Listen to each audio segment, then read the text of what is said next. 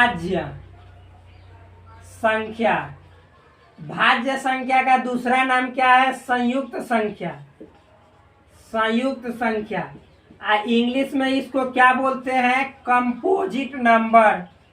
Composite number समझ में आया? तो ये भाज्य संख्या यानी कंपोजिट नंबर।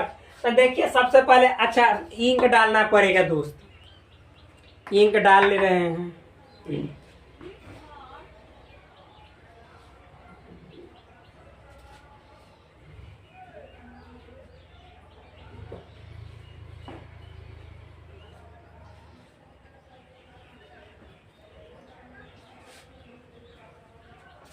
इसका गया कहाँ ढक्कन?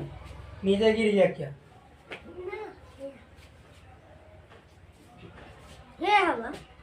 हाँ सॉरी, यहाँ पे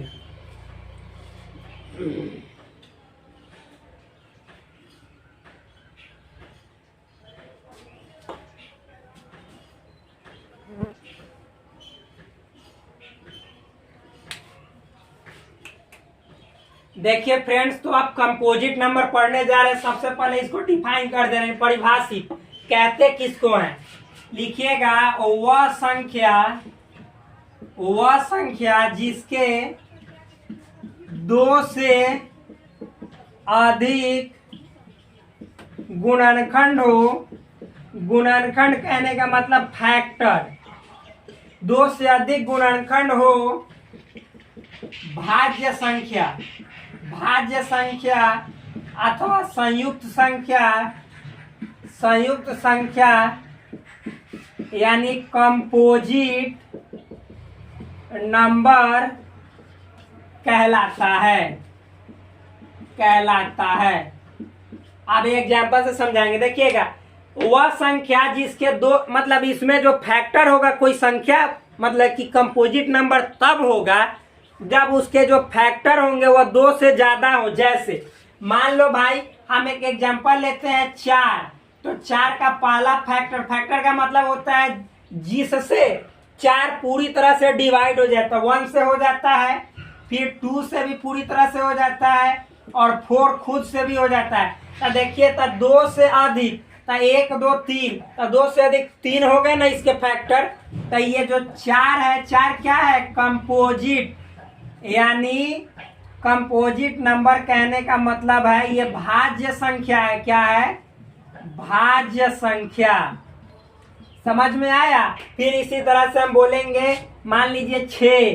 तो 6 के कितने फैक्टर है? यानी गुणनखंड 1 है, 2 है, 3 है और 6 है। यानी 6 जो है 1 से भी पूरा कट जाता है। फिर उसके बाद फ्रेंड्स 2 से भी कट जाता है, 3 से भी कट जाता है और 6 से भी कट जाता है। यानी 6 के कुल 4 गुणनखंड यानी 2 से अधिक है। तो 6 कौन सी संख्या है? संयुक्त संख्या बोलिए, या चाहे बोलिए भाज्य संख्या बोलिए, या कंपोजिट नंबर बोलिए, बातवाइज सेम। समझ में आया? तो ये 6 भी है, 8 भी है, 9 भी। देखिए 9 को भी 1 से कट जा रहा है, 3 से कट जा रहा है, खुद 9 से। तो 2 से अधिक फैक्टर यानी गुणनखंड है ना, तो 9 भी कंपोजिट नंबर यानी भाज्य संख्या है। नॉर्मल है ये सब। तो इतना समझ में आ गया होगा। अब इसको मिटाते हैं। एक बात समझिएगा, हम पूछेंगे कि 2 है तो नहीं, 2 तो 1 से कट रहा है, खुद 2 से कट रहा है, तो इसके तो 2 ही गुणनखंड है, या भाज्य है। 3 पूछेंगे तो नहीं, 1 से कट रहा है और फिर 3 से कट रहा है, तो 2 और 3 नहीं है। तो शुरू कहाँ से होता है? भाज्य 4 से। यानी समझिएगा, भाज्य संख्या का शुरुआत 4 से होता है। तो सबसे छोटी कंपोजिट नंबर यानी संयुक्त संख्या या भाज्य संख्या कौन है? तो 4 है। तो अभी लिखेंगे नीचे। पहले एग्जाम्पल दे देते हैं कंपोजिट नंबर का, ये समझ गए होंगे। अब थोड़ते हैं एग्जाम्पल यानी उदाहरण। 4 हो गया, 6 हो गया, फिर 9 8 हो गया, 9 हो गया, 10 हो गया, 12 हो गया, 14 हो गया, 15 हो गया, 16 हो गया, 18 हो गया, इस तरह से 20 हो गया, 21 हो गया, डॉट। ये सब क्या है? कंपोजिट नंबर है यानी भाज्य संख्या है। अब आगे लिखेंगे, इसमें भी कुछ छोटी सी बातें लिखेंगे। सबसे छोटी भाज्य बोलिए, चाहे संयुक्त बोलिए, या कंपोजिट बोलिए, सब मतलब समान है। सबसे छोटी कंपोजिट नंबर क्या है, यानी भाज्य संख्या क्या है, तो भाई 4 है। इसको लिख डालिएगा, ठीक। तो ये खत्म हो गया। अब उम्मीद करते हैं कि यहाँ तक आप लोगों को समझ में आया होगा। अब बढ़ते हैं फ्रेंड्स आगे। कंपोजिट नंबर लिख लिए, तब हम लोग आते हैं अगला में। देखिएगा क्या है, सो समझिएगा। अब अगला जो मेरा नंबर है, मेरा नहीं, आप लोगों का पढ़ना है यहाँ पे, वो है संपूर्ण संख्या। क्या है, संपूर्ण संख्या, जिसको इंग्लिश में बोला जाता है परफेक्ट नंबर। संपूर्ण संख्या मतलब परफेक्ट नंबर। तो इसको डेफिनेशन इसका क्या होता है लिखेंगे, वह संख्या जिसके सभी गुणनखंडों यानी फैक्टर्स का योग मतलब बोले तो जोड़, यानी जोड़, या इंग्लिश में बोले तो एडिशन, जोड़ उस संख्या का दोगुना का है तो 2 टाइम्स, दोगुना हो तो वह संख्या संपूर्ण संख्या यानी परफेक्ट नंबर कहलाता है। समझिएगा भाई, देखिए कोई संख्या है, ठीक, उसका जो फैक्टर है यानी जितना फैक्टर होगा, अगर जो उसको जोड़िएगा यानी ऐड कीजिएगा, और जोड़ने पर जो संख्या का फैक्टर आपने निकाला है उसका दुगुना यानी 2 टाइम्स आ जाए, तब वो जो संख्या आप है जिसका निकाले हैं उसको हम बोलेंगे परफेक्ट नंबर। उदाहरण से समझिएगा, जैसे बोलिए या एग्जाम्पल बोलिए, ठीक। देखिएगा, मान लीजिए कि अगर 2 का हम फैक्टर निकालेंगे तो 1 है और फिर 2 है, तो 1 का 2 को जोड़ेंगे तो कितना होगा, 3। समझ में आ रहा है। फिर अगर जो देखिए, तो बताइए ये 2 है तो 2 का दुगुना हुआ, नहीं, तो 2 संपूर्ण संख्या है, परफेक्ट नंबर है तो नहीं है। फिर 3 का निकालेंगे तो 3 का जो पहला गुणनखंड होता है वो लिखते हैं 1 और 3, जोड़ेंगे तो 3 है 1, गुणनखंड को जोड़ेंगे तो 3 है 1 4। तो ये बताइए 3 का ये 4 दुगुना है, नहीं है, तो ये 3 भी परफेक्ट नंबर कहने का मतलब संपूर्ण संख्या नहीं हुआ। अब आते हैं 4।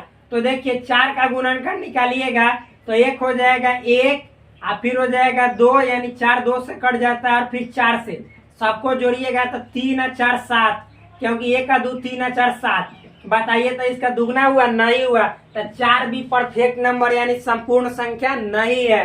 5, देखिए 1 हुआ इसका गुणनखंड यानी फैक्टर, और खुद 5 हुआ, जोड़िएगा तो आएगा 6। बताइए तो ये 5 का 6 2 टाइम्स यानी 2 गुना है, नहीं, तो ये 5 जो है सो परफेक्ट नंबर नहीं हुआ यानी संपूर्ण संख्या नहीं हुआ। अब आता है बात 6 की। तो देखिए फ्रेंड्स, इसका गुणनखंड यानी फैक्टर 1 हुआ, ये 2 हुआ, और फिर इसके बाद 1 हुआ 2 हुआ, और ये 3 से भी कट जाता है, और खुद 6 से जोड़िएगा तो देखिए 1 का 2 3 3 3 6 6 6 12। अब बतलाइए कि 6 का ये 2 टाइम्स है कि ना 12 है, यानी 2 गुना है, 6 का 2 गुना 12 होता है। तब ये जो 6 है, इसी 6 को बोलेंगे ये संपूर्ण संख्या है। क्या है भाई, परफेक्ट नंबर। तो देखिए कितना मस्त है, यानी जो संख्या है उसके सभी फैक्टर को निकाले और जोड़े तो हाई वाला संख्या का दोगुना यानी 2 टाइम्स आया 12। तो इस संख्या को 6 को संपूर्ण संख्या कहते हैं। अब एक बात याद रखिएगा कि 1 से लेकर 100 के बीच में यानी 1 से लेकर 100 के बीच में मात्र 2 ही परफेक्ट नंबर यानी संपूर्ण संख्याएं होते हैं। कौन है, तो एक तो 6 मिल गया, अब दूसरा देखेंगे कौन है, तो इसको मिटाते हैं और लिखते हैं। तो ये तो समझ में आप लोगों को आ रहा होगा। अब दूसरा देखिए, जैसे में लिखते हैं इसका, एक तो है 6 और एक है 28। तो 6 का हमने तो चेक करके बता दिया। अब बारी है 28 की। देखिए भाई, इसका पहला फैक्टर 1 होगा, यानी गुणनखंड 1 होगा। फिर दूसरा गुणनखंड इसका 2 से कट जाएगा 14 बार में, 2 से भाग दीजिएगा तो कट जाएगा 14 बार में। फिर 3 से नहीं कटेगा, 4 से कट जाएगा, 4 7 28, यानी 4 7 जा 28। फिर उसके बाद फ्रेंड्स ये 7 से कट जाएगा, 7 4 जा 28, यानी 7 चौक 28। बेटा समझ में आ रहा है? एकदम लड्डू फूटना चाहिए, हिला के पढ़ो, थूर के पढ़ो, घुमच दो। आगे देखो भाई, ये मतलब कि 14 से कट जाएगा, हाँ 14 दूनी 28, और फिर एक खुदे 28 से कटेगा। इस सब मतलब चोट्टा को जोड़ दो, जोड़ोगे तो देखना भाई, 1 का 2 3, 3 आ 4 7, 7 7 14, 14 14 28, और फिर 28 28 जोड़िएगा तो 56। अब बताइए कि 28 का दुगुना है, यानी 28 में 2 से गुना करोगे तो थूर के 56 आएगा। हुमच के दम जय श्री राम बोलते हुए 56 आएगा, 56। यानी देखिए इसके जितना जो गुणनखंड है, यानी बेटवा सब है, सब बेटवा के जोड़े तो देखिए ये अपन बापुआ के दोगुना आ गया। समझ में आया? तो यानी 28 का दोगुना 56, यानी 28 में 2 से गुना कीजिएगा तो 56 आएगा। तो अब ये 28 जो हुआ ये संपूर्ण संख्या यानी परफेक्ट नंबर हुआ। फिर से बतला देना चाहता हूं मैं कि 1 से लेके 100 के बीच में मात्र 2 ही परफेक्ट नंबर यानी संपूर्ण संख्या होते हैं। अब देखते हैं ये वीडियो कितने मिनट का हुआ, कब करते हैं कमाल और आते हैं मचाते हैं धमाल।